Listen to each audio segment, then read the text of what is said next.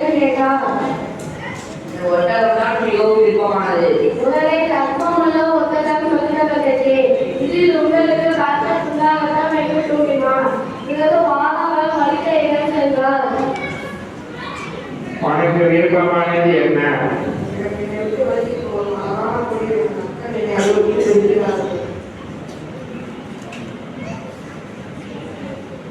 உடனே வானவர் அவர் தலையை தகனினார்.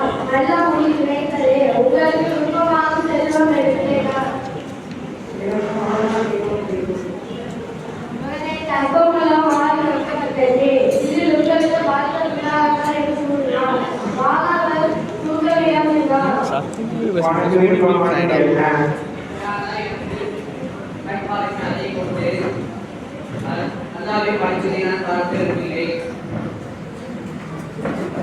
உடனே வானவர் கண்ணில் தகனினார். கண் சரியானது. உங்களுக்கு விருப்பமான செல்வம் என்று கேட்டார்.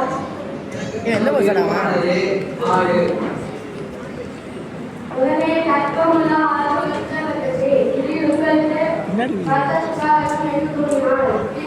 பிறகு மொத்தம் 6 மாடு மிக்கவர்களுக்கு அல்லாஹ் பரக்கத் செய்து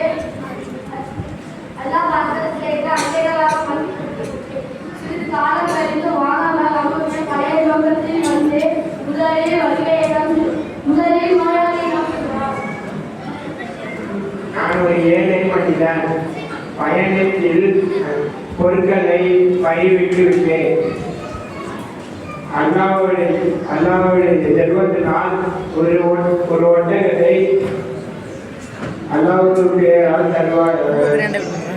கடமை அடையாளம், அதனால் உனக்கு தர முடியாது. வானவர் உங்களுக்கு தெரியும் போல் இருக்கிறது. மக்கள் போலும் நோயாளியாக இல்லையே. அல்லாஹ் உங்களுக்கு செல்வம் கொடுத்தார். முன்னோர்கள் மூலமாக வாழையடி வளையாடுகிறது. உடனே வானவர் நீ நோயாளியாக இருப்பதால் அல்லாஹ் உம்மை பழைய லோகத்தில் மாற்றிடுவார் என்று கூறினார். அவர் பழைய லோகத்தில் மாறினார். பிறகு வானவர் வலிமையிடம் சென்றார். அதே கேள்வியை கேட்டார்.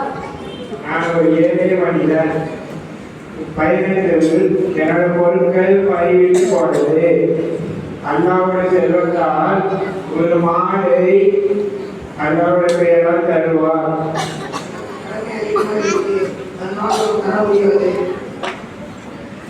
பிறகு வானவர் தன் குடும்பத்திடம் அதே கேள்வியை கேட்டார். நான் ஒரு ஏழை மனிதன். பயணத்தில் பொருட்கள் பயிர் போனது. அல்லாஹ்வுடைய செல்வத்தால் ஒரு ஆடை அல்லாஹ்வுடைய பெயரால் தருவாராக.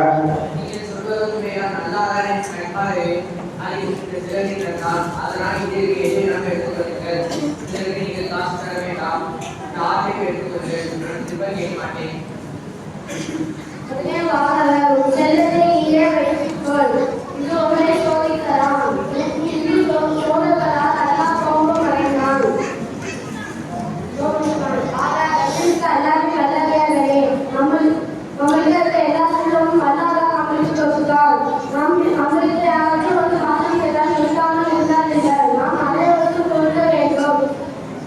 சொல்லாமல் தடுத்து வைத்திருந்தால் உன் செல்வம் அனைத்தும் போய்விடும்.